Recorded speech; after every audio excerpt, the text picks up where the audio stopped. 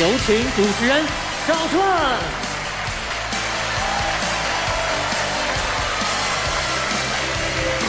欢迎电视机前的观众朋友走进天津卫视的大型情感节目《爱情保卫战》，来看看今天我们请来的几位情感导师是谁？他们是心理专家于继静于老师，欢迎于老师；情感导师严品红老师，欢迎；情感导师曲薇老师，欢迎；情感导师厉浩洋老师，欢迎。来。了解一下今天第一对嘉宾的基本情况，请看。在最近1年多的相处中，总是感觉在谎言中度过，我没有一点安全感。我们俩在生活上总是那种发生不愉快的事情，他总是那种任意妄为、我行我素的状态，一点琐事吧就跟我争吵不断。我的真心付出在他眼中变成了蛮横无理。来到这里，我想问问他，他还爱我吗？有请这对嘉宾，有请。金先生34岁，来自辽宁待业，有请金先生。王女士24岁，来自辽宁销售，有请王女士，有请。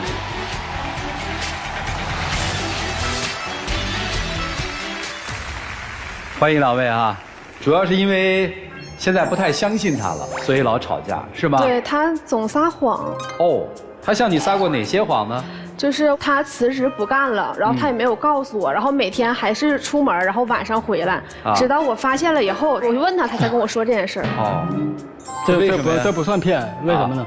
因为在此之前呢，我找了一份我想做的那份工作，但是那个工资不是很多。他让我找的那份工作呢，就感觉很多，但是我认为那个不实际。那项工作吧，就是属于骑手。送外卖的骑手。对啊，在东北吧，冬天冰天雪地嘛，所以说滑倒了。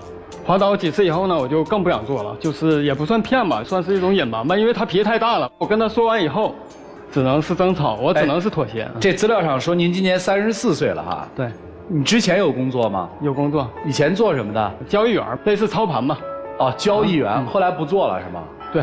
啊，他已经休息1年了，因为他前年工作比较忙，去年一直是我在工作，我在赚钱，然后今年开始，我觉得我们应该工作了，因为正常男方嘛肯定是要有工作的，然后我们就商量去找一份工作，然后最后我们定的是骑手这份工作。他送外卖不是需要骑电动车吗？那个电动车可以租也可以花钱买，当时是我花了5000块钱，我去付这个费用，然后给他买的车。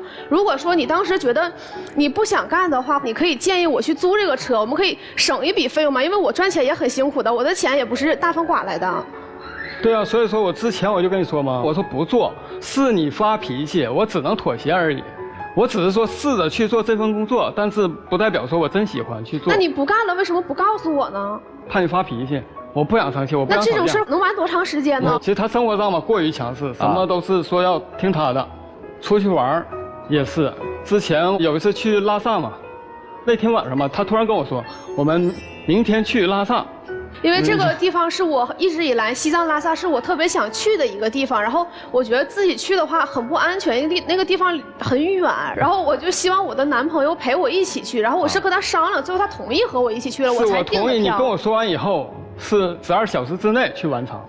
是，第二天起来，我们也没有工作呀。我问完你的意见，我们就可以订票，就可以走了呀。对啊，我跟你说了，是说走就走的旅行，是这意思吧？哦，对。这种地方吧，身体不好的人会有高原反应。你身体有多不好呢？你没有心脏病，你也没有高血压呀。但是你跟我太突然，你哪怕说10天以后我们去，当然了，我还妥协去了，最后还是去了。到拉萨的第1天就很难受。正常人到一个高原，他都会不舒服的，因为高原缺氧啊。到那之后你难受，我说不说给你买氧？我当时我说了，我说我给你点氧气瓶，吸完氧之后会舒服很多。当时他告诉我说你买了，我也不会去洗。我在那种状态，就是我主持人，我当时什么状态呢？我都去洗手间去吐去了，很难受很难受。你当时问我买不买氧气瓶，买不买氧气瓶？你就不是钱不钱，你就是说你就应该给我买，不是说我。但是我说了呀，我说我给你买，但是你说买了我也不会洗，那我为什么要去花钱买这个东西呢？我们第2天我们是包车旅游，然后那个车上导游就会给你发氧气瓶，那个是免费的，每人每天1瓶。不是，焦点在哪儿？我也没听明白。焦点在于在哪呢？他认为的我跟他置气而去说装病，我已经陪你去了，是不是多少应该照顾我的身体啊？但是你想要就要嘛，你不想要就不要嘛。我买你能吸，我就会给你买。你说买了也不吸，我怎么给你买这个东西呢？就是日常生活中也是，你说话你就说明面了。所以说就是我来这儿就是想处理哪件事，就是沟通啊，还有他脾气太大。沟通属于什么？就是行，我可以听你的，你就一小部分尊重我一下都不行。他还有什么事儿不尊重您的？就是紧接着第2天我们去往林芝的路上，他就看我手机了，看我手机很生气，就跟我说一会儿那个下车我们谈谈。那我为什么生气？你不知道吗？正常人，我们微信里边加好友，因为我看到了有一个陌生的好友，我就问他这个人是谁，他说我不知道。我说你不知道，你当时为什么不问呢？我说你为什么会加一个不认识的人呢？我是根本不相信他们不认识的。所以说下来以后，你跟我生气，你跟我说，哎，你怎么加陌生人？我说行，我手机看看我是谁。我说没有人啊。完，你说你给删了。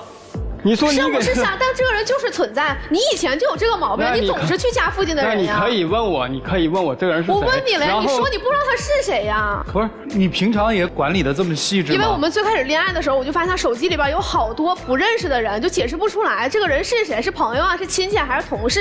然后最后呢，我从那个来源上面看都是附近的人，还有摇一摇，你知道，就属于陌生人。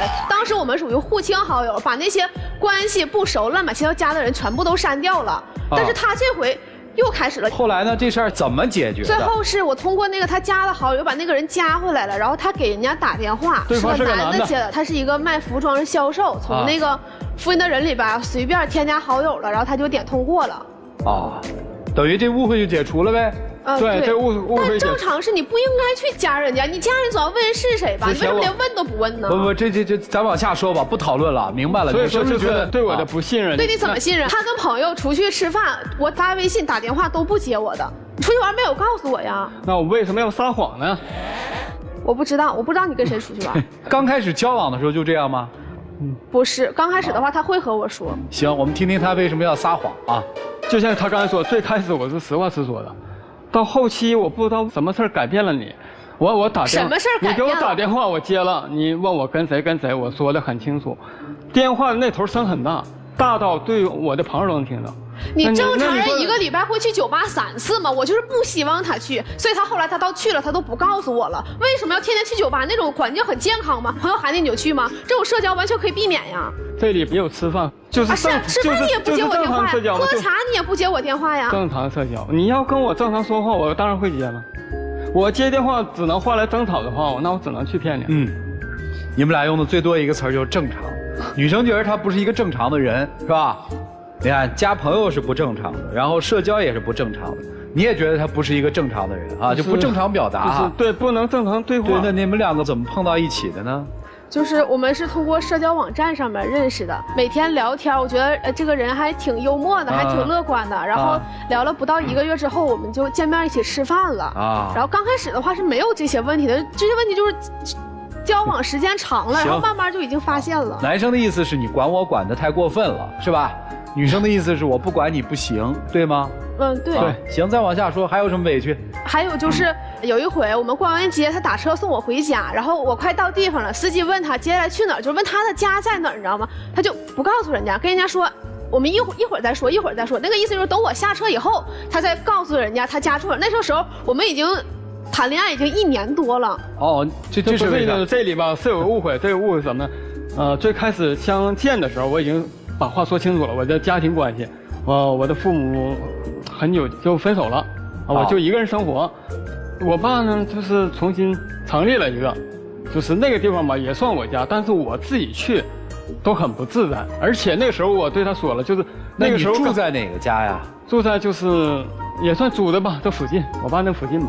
对啊，你不是跟你爸爸住在一起，而且我没有说我要去你家，或者说问你家准确住址、门牌号几号几号，我就问一个大概的街道，或者你告诉我小区也可以。因为那个时候就像刚才他所说，就最开始的我是有工作的，然后呢就发生了就是不稳定嘛，就不稳定，我自己也很沮丧，也没有心情说我们接下来有没有未来的事儿了。这事我们商量过了呀，当时我说我不介意，我说你如果这份工作不可以的话，你可以换一份工作呀。我不知道你的想法，那只能存在于我什么都没了。我告诉你也好，不告诉你也好，没什么区别。但你可以明面跟我说，就是所以说你后期不方便，我现在不能告诉你。所以说你现在此时此刻不一定知道吗？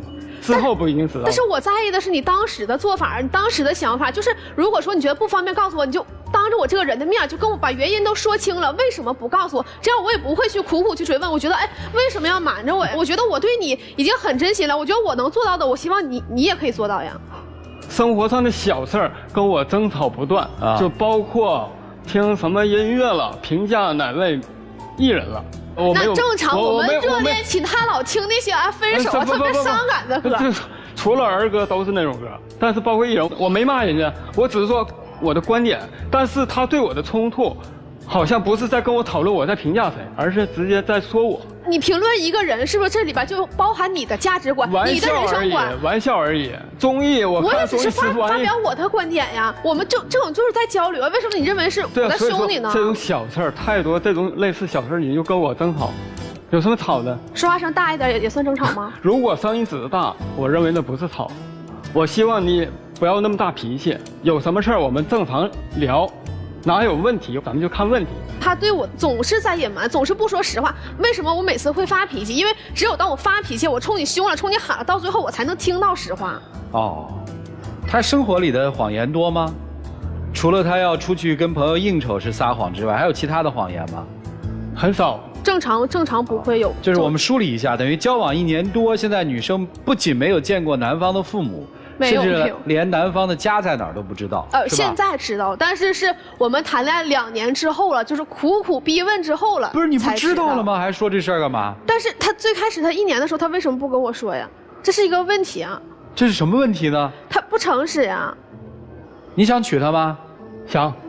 你想嫁她吗？想。那不就奇怪了吗？你们说这些乱七八糟的干嘛？但是如果这些问题都解决不了的话，我觉得我们两个最开始吧，我感觉是一类人。你们俩确实是一类人，就这个你没看错，你们俩确实是一类人，在我看来啊。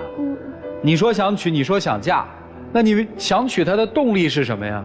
就这女人听起来不可理喻啊，在你的嘴里，那你为什么还想娶她呢？她只是说沟通上，但其他生活上吧，对我照顾吧还挺好，但是我不明白，就是比较扭曲。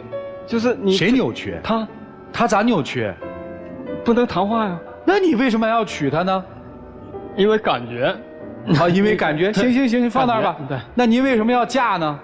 跟他走到现在时间很长了，我们认识已经800多天。如果说要我轻易放手的话，我觉得我不会。我总是抱有一念希望，就是希望你能改一改，是吧？改啥？就是你能和我实话实说。你们就没想过说为什么2年我们俩一直这么吵着就过来了呢？就这么说吧，就是一件小事儿，就是我给他递什么东西，我递错了。你好好说话行吗？他不会说是正常那种，就是会带点那种气儿。我是精神病吗？所以我就搞不清楚你们俩为什么还要再往前走。女生说了我舍不得，谈了2年，这多长啊？您为什么呢？我也没搞清楚。就是感觉嘛。啥感觉？我喜欢就是跟我一类，就成长过程吧，就是像我这种像单亲嘛，是吧？就是见到说你别老拿那个原生态家庭说事儿，跟你没什么关系。是跟我没关系，但是你这么说吧，你给我描绘一下你心目当中你理想的老婆什么样？理想的就是温柔。你温柔吗？我最开始和他恋爱的时候很温柔。不，哪有说最开始的时候？最开始都是装的。我不是。谁谈恋爱一开始不装啊？我就问你温柔吗？我觉得我除了对他，我对别人都很温柔。对，那你适合做别人的老婆，来温柔啊。第二，贤惠。你贤惠吗？我贤惠啊，我会做饭，我会干家务。还可以。还有呢？就是轻易不要发火那种。你经常发火吧？我不经常发，我只有在你不说实话的时候，我才会发火。那就是你经常不说实话，是吧？好，还有吗？没了。来说你理想当中的老公什么样？我觉得有责任有担当。他有吗？没有。第二呢？诚实守信。这显然他更没有了。第三呢？大方一点吧，不要太小气。他呢？他从前有。啊。现在因为他没有收入了，不赚钱了，可能他就没有办法对我大方。所以问完这个之后，我发现得出一个结论：在你们俩认识3天的时候，认识3个星期，认识3个月的时候，你们俩要结婚，就真对上了。但认识2年以后，没一条能对上，是吧？我已经看老师们已经开始讨论了哈。其实他们这个还挺典型的，代表现在一部分这个年轻人谈恋爱的一种趋势。一开始的时候都特别好，处着怎么发现就那么多问题啊？对。然后发现问题之后，特别执念的在想，不能分。其实我明白大家那个心思，我们有一场爱情不容易，对，哪能说分就分呢？但是在一起又那么别扭又那么难受，是爱情变了还是我变了？是我变了还是对方变了呢？他变了啊！你看都这么说，他一定会指着你说他变了，是他变了吧？到底谁变了呢？我们听听老师们的分析，一起进入丘比特问卷。刚刚说到变，其实我不认为这是变，是通过我们接触一段时间以后，人本来的样子就展现出来了。恰恰是这个状态，你们重新审视一下自己到底合不合适，我觉得是一个很好的标准。2年的感情轨迹，我来梳理一下。从男方一个小细节，在和你到第1年的时候，居然连家庭地址住在哪儿都不敢告诉你，你害怕什么？就是感觉吧，没到那步。没到那步，对，没有到那一步。你觉得万一就哪天他知道我家庭地址了，然后纠缠我，在恋爱当中你没有全情的投入，你在瞻前顾后。那对于一个女生而言的话，你想一想，都谈1年了，连住在哪儿你都要去做保密工作，她安全感没有了，她就变得比较敏感，于是就尝试从你身上去挖掘一些所谓的撒谎和不诚实，所以你们的沟通这种模式出了问题，不是事儿出了问题，而是模式出了问题。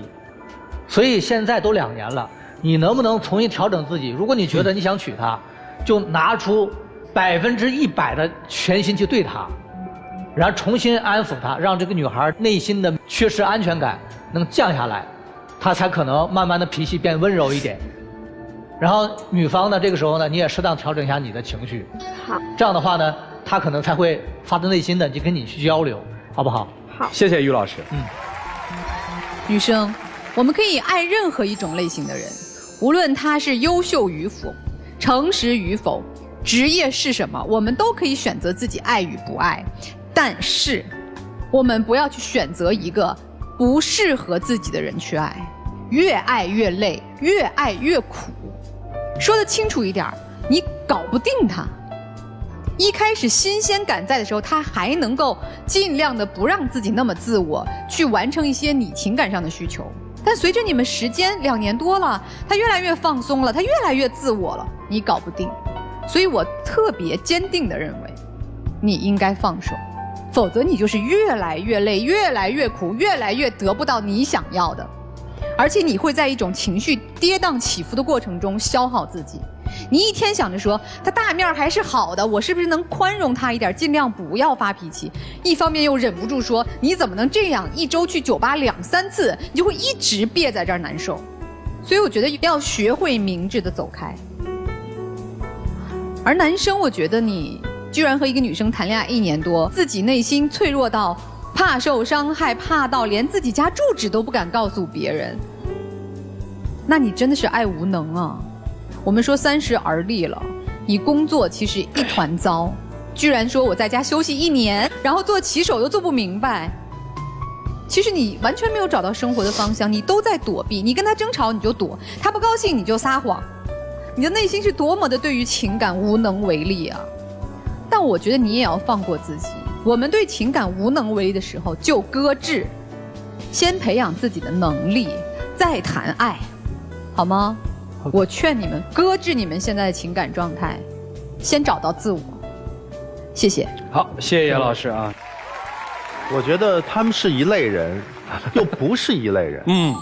说一类人呢，其实你们俩都是比较的以自我为中心，想的都是怎么自己过得舒服一些，只不过采取的方式不一样而已。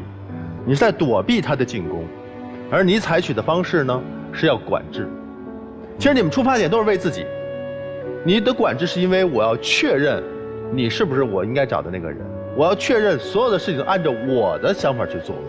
很多时候的决定你不是跟他商量的，你是通知他明天我们去拉萨，这个工作你必须要去做，等等等等。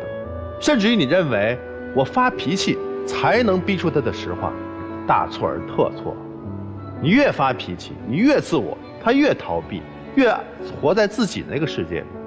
如果真正的他的心在你这儿，真正你们是过2个人的日子的话，他怎么可能3天2头的去酒吧呢？他怎么可能觉得这份工作不适合自己而不敢跟你说呢？所以说你们是把这两个日子啊越过越毒了，这是你们俩共性的问题。第二点，你们又是不同的人，你们价值观、处事观完全不一样。就从你时不常的，你们俩都会蹦出这个评价对方啊，他不正常。这不就表明说，其实你所有的价值观我都不认可。而在这种情况下，能够解决这个问题的只有一点：爱对方就要感受对方的感受，尊重对方，体谅对方，允许对方跟自己有不同，同时呢，多为对方留出空间来，不要动不动就删别人的手机，对不对？不要动不动的就骗他，好不好？只有这样才能走在一起，就这样。好，谢谢曲总啊。我觉得你们俩呢是一个没心没肺的大小姐，碰上了一个偷奸耍滑的男生。说你没心没肺，第一点啊，1年多不让你知道他的家在哪儿，真是因为自己父母离异吗？我父母也离异啊，有什么不能说，有什么不能见的呢？他也反复的说那个时候没把你确定是未来，对不对？所以你有多没心没肺。第二点，他没工作，你让他吃你1年，你不会在第一时间让他去找工作？第三个没心没肺，对吧？你让他去送外卖，不管他行不行，你自己不想租车吗？5000块对你来说也不是个小数了，你一下子就买给他，我觉得你是把全心都给他了，他在心里没有对你感恩。当然你也没心没肺，人家真的是吐了的时候，人家说不惜养你就不给养，你不怕他死在西藏啊？也是服了你了。但是今天我劝你认真的想一想，如果你陪着他如果继续这样，你要养他一辈子，你愿不愿意？啊，谢谢厉总啊。我觉得在爱情当中其实是有底线的，比如说我把这个家住哪儿，什么工作单位，收入多少，我把它设定为安全底线，因为我必须知道我跟什么人在恋爱啊。第二个底线，我觉得叫关照底线。关照不是说只是男生关照女生，一定是互为关照。你就想你要上了高原有反应了，你都吐死了，突然我问你，哎，亲爱的，你要吸氧吗？你要吸氧我就给你买啊，你要不吸氧我就不给你买啊。然后你没说话，我心里就想，肯定我买来他也不吸，不买了，你伤心吗？伤心。我想这是最基本的原则。同样的，30多岁的人怎么敢1年不工作呢？你不恋爱，你不工作没事儿，你恋着爱的1年不工作，这就过了，这就不互相关照，行吧？你们俩自己琢磨琢磨吧，一起进入真情60秒。这么久你对我其实挺好的，只不过就是我不太明白为什么就是每次沟通就是这么费劲，啊，你脾气确实有点大了，我的压力确实挺大。我之前工作吧，其实挺顺的时候你也很清楚，但突然闪了一下，我压力一直很大。如果你一直持续这样不讲理的这种状态，我就感觉也坚持不下去了。其实我还挺念着你从前的，我觉得我对你应该可能需要多一些包容和理解吧，但是包容和理解不能无限制的。我觉得如果你不会改变的话，或者是短时间不会改变的话，我觉得我们可能会分开。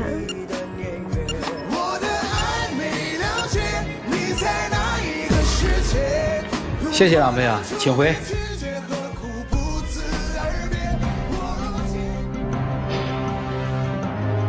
来，请关门。接下来看看这一对怎么做抉择吧，请开门。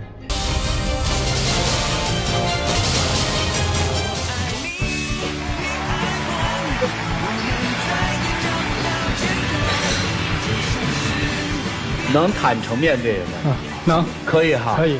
行，回去好好想想老师从不同面给的建议，好吗？来，我们一起来见证属于这一对的浪漫时刻。各位，请见证。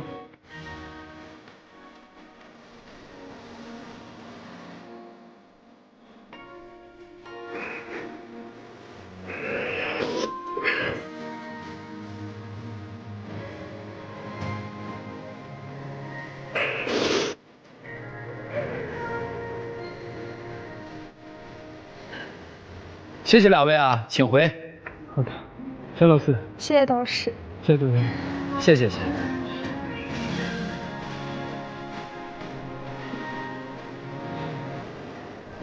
好了，来了解下一对的基本情况，各位请看。我本意呢是想找一个小鸟依人、温柔点的南方姑娘，她刚开始呢也确实是我的理想型，后来慢慢的她越来越像个北方爷们儿，她怎么能变成这样呢？他觉得我不像南方小姑娘，那他还不像北方男人样呢，柔柔弱弱的，娇气又矫情，一点都不脚踏实地，还喜欢做白日梦。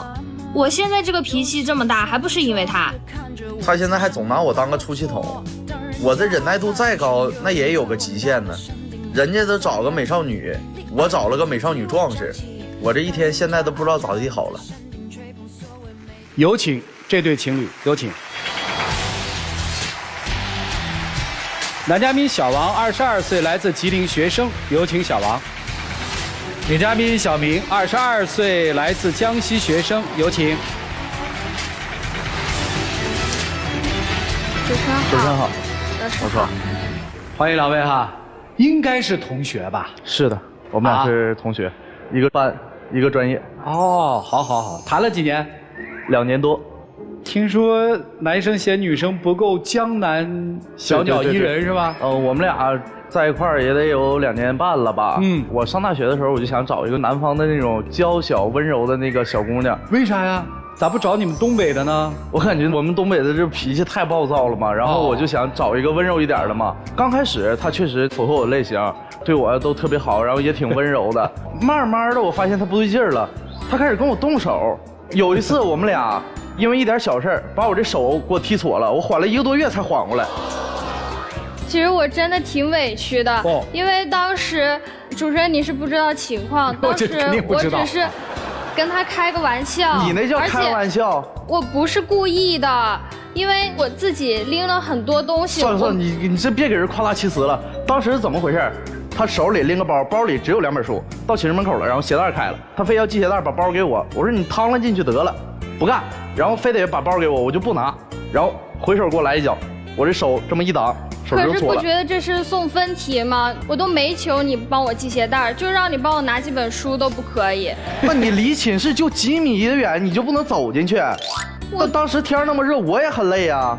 再说了，我也不是故意要踢你，谁知道你手一挡我就打到你了。那是我下意识反应。我还跟你道歉了。这不算，这算发了点小脾气，你夸大其词了。关键是他不止这一次啊，还有呢。有一次，我们俩是体育课，到了期末体育考试，分为2周进行。如果你第1周考过了呢，第2周就不用来再考一遍了。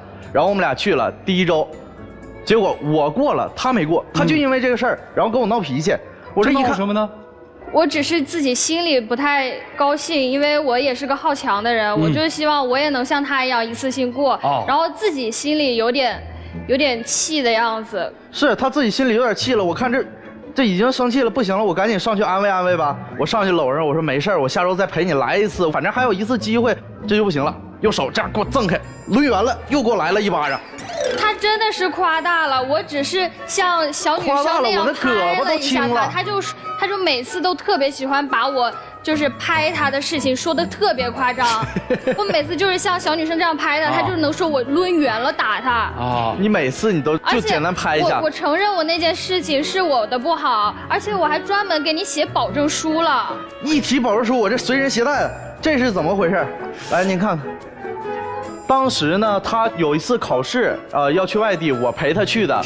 保证书，我保证不会因为自己的事儿乱发脾气，乱打你了。他当时是特别严肃的站在我旁边盯着我写的。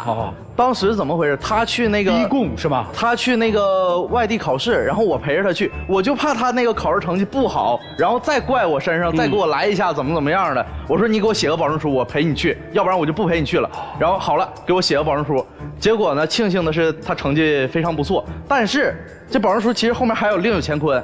这后面我一共画了12道杠，就是他写完这个保证书之后，因为他自己的事儿生气之后打我的次数。你是个男人吗？就是这还记这些。那我还咋了？我这不得记着吗？我坏的地方你就记住了，好的地方你就不记。姑娘打得厉害吗？真不厉害，我就是这样轻轻拍他，用了什么其他武器了吗？根本就没有，我就是用手拍他，他就特别能他就在这儿说假话，他手里有什么拎什么，有个小姑娘样吗？行，我就在这儿提醒大家，不管是男打女还是女打男，咱都不提倡，好不好？君子动口不动手。对呀，恋爱的人打情骂俏也是允许的，但是要在一个可接受的范围里，对方是接受的叫打情骂俏，对吧？对方不接受，那就叫家暴。你觉得你的行为是？他就觉得他是打情骂俏，人家那个女朋友那个小拳拳捶胸口，那我都见过什么样，没吃过猪肉没见过猪跑吗？我跟你说啊，至于的吗？他是不是特别娇气？他特别娇气，还矫情，看出来了。我感觉我像个男人，他不像个男人。我本来一开始想要找个东北大男人，就是特别有担当、有安全感。对，你看你自己都承认了，你像个男的。可是这不都是你逼的吗？我逼你啥了？谁让你那么娇气了？你举几个例子啊？我平时身体素质比较好，可是他刚好相反，就特别容易生病。他肠胃就不好嘛，我就天天给他做饭吃，我自己。你不提做饭还好，你一提做饭真主任，我这心灵和肉体双重折磨。他有一次早上给我做了一个他们家那边特色叫什么酒酿蛋，用那个米糟蒸的鸡蛋糕，其他什么调料不放。好吃啊！我就觉得那不好啊，那也得吃啊。刚开始我尝了一口，我说这东西不太符合我胃口，我不太想吃了，你吃吧。然后就开始了，瞪我，我看着马上要伸手了，我说硬往嘴里塞吧，不知足啊。吃啊！我真的都是为了他好。是。然后每次做特别丰盛的东西，在他面前就特别咸。他说：“哎，这什么东西啊，一点颜色都没，我才不要吃呢。”我说：“你尝一口也好呀。”有一回我去他们家给我煲了那个鸡汤，那鸡汤什么样？什么调料都不放，白水鸡煮出来的，上面浮一层油。让我喝汤，盛出来之后自己加点盐啊。不加呀，你自己加呀，你没手啊。我不知道他那玩意儿还能加盐呢。他直接端我让我喝，我说那我喝吧，我尝了一口，老腥了，哎呦那股鸡腥味儿，承受不了了。就每个地方不一样呀，我们那儿就觉得很好喝呀。对，然后我当时我就在桌上我就说那我不饿，我就先不吃了，我这过后我再出去找个地方吃点别的呗。不行，就因为我不吃了，跟我冷战，我吵架。主持人，你是不知道，当时我们大家亲戚朋友都坐在一块儿呢，还直接在饭桌上说：“啊，我不饿，我不想吃。”你好歹的礼节礼貌问题，你得注意一下吧。再怎么不好吃，也得表示两口吧。那我不好吃，那我不是那一桌就一个鸡汤吗？有其他还有别的菜那你吃其他的菜呀？其他菜也是一股腥味儿啊。那你好不容易来一套，我们把最好的东西、最有特色的东西摆在你面前，你居然一盆冷水浇在我们脸上，你觉得我们会开心吗？我哪儿浇冷水了？我就说我不饿，我不吃就完了呗。去，我问你，今天晚上录完像了，你请我们这几位老师去吃个饭，你点完菜之后，我们一起跟你说我们不饿，你高兴吗？那确实我不高兴啊。那不就得了？但是说我可能跟您说，那个老师，这菜是不是不符合胃口？咱们换一桌什么？特别不符合胃口。对，那咱们换点别的吃嘛。您看您想吃点啥？然后咱们吃点别的呗。那你不能我说老师你不吃我就这个。所以问题出来了，我们是外人，也考虑礼貌。那个是你到姑娘家面对姑娘所有的亲戚，人家把当地人家认为最好的美食端给你了，这是个基本礼仪呀。是，那我吃也可以。那你说你不能就硬逼着我呀？哎，行吧，饭不吃，还有别的吗？他还有一个特别厉害的点，就是他根本就不浪漫。我感觉我不是在跟男的谈恋爱。那你在跟什么人谈恋爱？我在跟2斤排骨谈恋爱。他不是要小女生的样子吗？那我满足他，可是他没有满足我小女生的那种要求啊。就比如说，我想要一束花，他偏不买给我。除了花，我啥没给你买。那为什么你就是不给我买花呢？我们俩刚谈恋爱那会儿，逛街，路边有卖那个花的，我说我给你买一捧吧，不要，人家说不如吃顿饭合适，来的划算。我说这女孩好，我懂得是怎么持家什么的，不错。还有一次特别过分，我们在一起那么久了，我第一次开口说，我说路边摊上有那个10块钱的花，你能不能买一束给我呀？我真的特别想要花。然后他就说，我给你买这些花，买2斤排骨不香吗？我到底是跟你谈恋爱还是跟排骨谈恋爱呀？那你跟我说这些，那你第一次我要给你买的时候你怎么不说呀？你咋那么矫情呢？那关键是那个时候我觉得这个东西它不实惠了，但刚开始我要给他买的时候，他觉得这个东西不好不实惠，不如吃顿饭。那后来我觉得买花没用啊，放那2天谢了，给你买双鞋多好啊，一穿半年。可是这完全就是精神层面上的。女孩不就是喜欢那种花花草草样的东西吗？我看你就是看别人发朋友圈都是花，然后你就不行了。对啊，人家发朋友圈能有花，为什么我不可以有啊？你每次看人家发朋友圈都有花，你每次发朋友圈没东西吗？过7夕过520，差到你啥了？那也就是偏不给我买花。你就说你现在这样，动不动就你跟我来2下子，你有点南方小姑娘样吗？呦，不是，你听我说。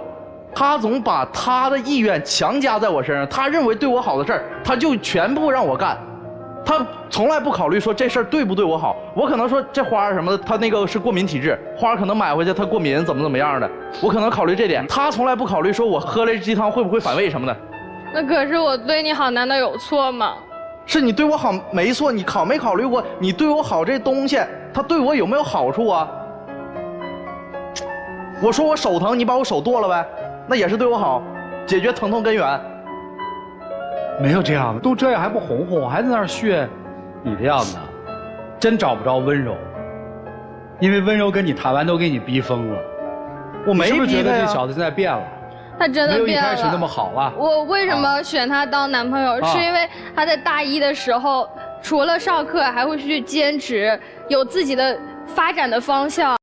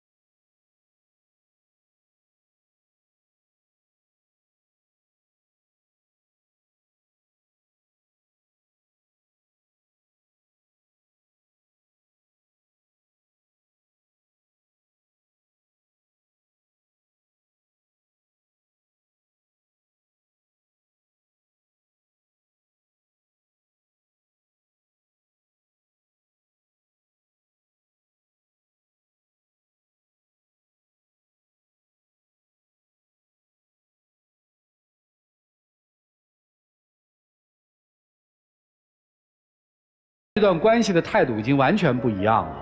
老师们如何看待？老师们又想怎么帮助他们呢？一起进入丘比特问卷。小王啊，你今天是因为你的女朋友打你，你来的，对不对？对。但是你知道吗？我告诉你一个事儿，刚才林伟红老师跟我讲，气死我了，我都想打他。我觉得有的时候多照照镜子，因为你跟你女朋友的相处模式。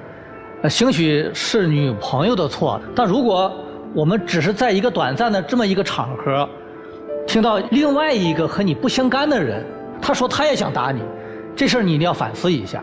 第一个哈，你觉得你的道理重要啊，还是他的欢心重要的？他已经说得很清楚，我就喜欢花，但你拗着就是不买，如果从表面上看，你的女朋友有暴力的话，你其实也有暴力，你这个叫做冷暴力。你用你这样的方式去制裁你的女朋友，制裁你女朋友的家人，你觉得这个后果会好吗？打人是不对的，这个永远不弘扬。但是有的人呢，他总是能够挑起战争，你知道吗？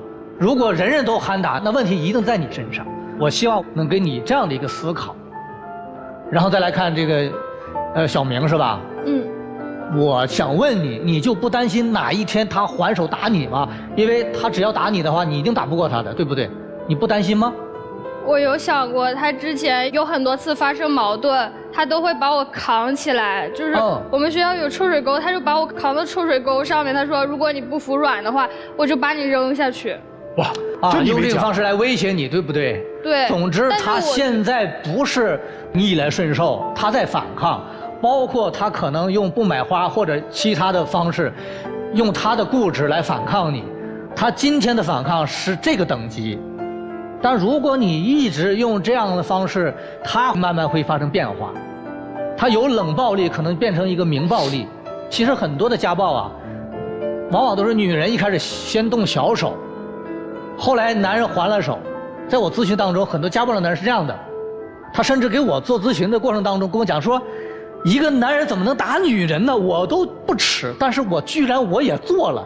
我打完人以后我就后悔，我怎么能那样呢？但是在当时气头上他控制不了，而且你们的感情慢慢时间长了以后，可能越来越淡呢，那你的手可能会越来越重，你失控了，你就不知道你那巴掌到底打到哪儿，打的轻重如何。他哪天再失控了，他就会比你更重。所以家暴就这么来的。所以呢，你要学会用你的语言或用其他方式表达你的情绪。打一定是不对的，对你来讲没有任何好处。还有一个，两个人不要企图通过改变对方来达到你们的理想状态。如果这个状态你接受不了的话，学会放手，不要把暴力升级。好，谢谢于老师。严老师，男生，我从头到尾没有听到你对这个女生有多少温存，有多少关爱。人家一家人给你做的鸡汤，有味儿没味儿，你都心怀感恩，这是必须的。你来了一句说，你做对我好是我不喜欢，你小姑娘怎么能这样？人家怎么样你了？人家已经用了自己认为好的方式对你了，怎么了呢？你在场上说了好多次，你这小姑娘有小姑娘样吗？请问你有个小伙子样吗？你站在这里所有的表现，对整个生活、学业、情感无所畏惧。我天天打游戏没关系啊，我没有方向我就玩游戏啊，我比你强，你有方向做不到，你多惨啊！这是什么观点啊？我真的很担心以后你的人生的路怎么走，真的要学会敬畏，要不然你将来的人生路一定吃亏。女生，咱干嘛把自己弄得这么委屈啊？咱能把那鸡汤炖给懂你的人吗？你能不能不要一边惯着他，尽量的去说我要做得更好，一边当忍不住的时候，就用极端的动手的方式去面对感情啊！我特别支持于老师说的，你再打他，等他真的哪天失控了，他都把你放在那个臭水沟那儿了啊！我觉得那个对内心的恐惧和这种暴力的程度，在我听来比你打他2下要严重得多。他再失控，真把你丢进去呢？所以你一定要学会保护自己，远离给自己制造阴影的人。所以我真的建议你们分开，找找生活的方向吧。谢谢。谢谢杨老师。女生，我问你个问题啊，当他扛起你，然后把你悬在臭水沟的时候，你心里是怎么想的？我心里当时挺怕的。你觉得他真的会放手吗？对，我真的你觉得真的会放手？这是最真实的感受。我告诉你，当你害怕一个男人的时候，你应该躲他越来越远，因为这说明他已经伤害你。因为很多情侣之间的打情骂俏，或者把你悬在空中怎么样，那是在跟你开玩笑。但是你的感受是害怕，你肯定觉得真逼急了，他可能会把你扔下去。你应该赶紧离开他，不要再做任何的幻想。因为你是想找一个大男人，其实你的意思是想找一个真正爱你的、有宽容心的男人，而恰恰你找到的是一个大男子主义的男人。你想要的我不给，我想给的你必须要，甚至于你的家里人他都不叫尊重。这样的男人你还不跑吗？你还在幻想什么呢？男生啊，我们不能这么伤害一个爱自己的人。你看你趾高气扬的，分就分吧，看他吗？所以说真正面临着分或不分、爱与不爱的时候，你做出的选择很决绝哟。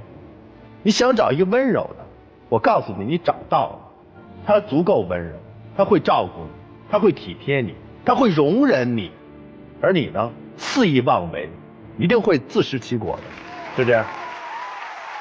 这女孩子其实你也有责任啊，不要觉得说完以后都是男生的责任了。那你要明白，撒娇和抡大锤的区别。撒娇呢，是羞怯，是寻求依靠；而抡大锤呢，是攻击，是怒火中烧。撒娇能让两个人的感情进入到甜蜜的故乡里，但是抡大锤呢，把你们仅有的柔情也打得支离破碎。你不聪明，他想吃什么也不难，是不是？何必自己做酒酿蛋呢？多累呢！买个煎饼油条就打发了。那你自己呢，非要硬打硬上，那他心里是不爽的，他不是个大男人。你俩的呢，主要矛盾啊，其实特别常见，一个是甜粽子咸豆腐脑，一个是咸粽子甜豆腐脑，俩人都吃不到一块儿去。爱情、婚姻就好像两个人绑在一起做两人双脚跳一辈子，彼此都要相互迁就。我问你一句话啊，到他家吃饭的时候为什么不低下头呢？我想低头，他不给我这机会，他不跟我解释。你对他到底有多少的爱？你的爱是用你的角度来去送他礼物爱他，还是真的你爱他？你的心里对他的爱太稀薄了。好，谢谢厉总。在爱情里不要有框框，你们的爱情一开始就带着框来的。我要找一东北的，他有力量，我愿意靠在他的怀里，有吗？扛你的时候特别有力量，要往沟里扔啊。我要找一江南的，江南很温柔，人家挺温柔的，你非给人拱火，琢磨一下，不要带着标签去谈恋爱。以后去别人家做客，悠着点，不要把粗鲁当成直率。女生，老师那一点是你特别要关注到的，不管是这个还是下一个，如果有大的这个身体的冲突的话，一定要小心了。作为女性，因为男性的力量确实大嘛。听明白了？听明白了。接下来一起进入真情60分。今天听了那么多，非常感谢老师给我的建议，我也觉得我应该需要反思，但是马上还有1年的时间就要毕业了，咱们也是南北两地，有很多事情还是需要仔细的思考一下，我觉得我应该再冷静一点吧。我觉得这个南北方差异吧，都无所谓。那吃的再不好吃，再不符合我胃口，一咬牙一跺脚也都进去了。就是你这个好动手这个事儿，确实是困扰我挺久了。你对我好我都记着，你对我的不好呢，当然我也会记住一点。所以说，那就都冷静冷静吧，然后好好反思一下，想一想，就这样吧。这跟南北方差异有什么关系吗？俩人还挺会安慰自己的，也挺好。谢谢两位啊，请回，请回。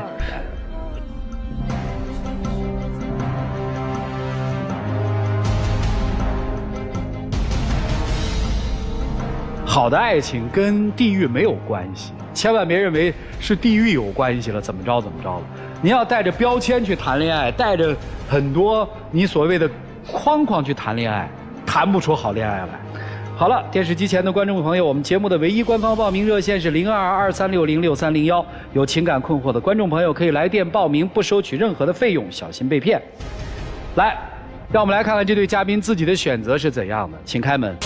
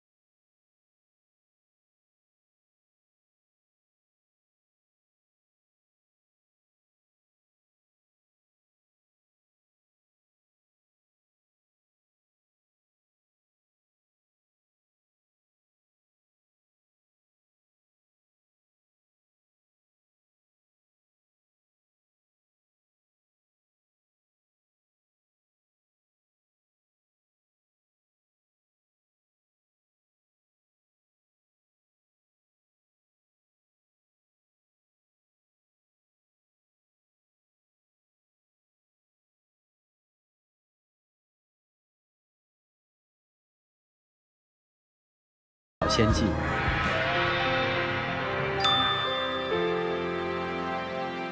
有网友向我们提问说，我们结婚6年多了，儿子6岁，当初我爸不同意，但还是远嫁过去了。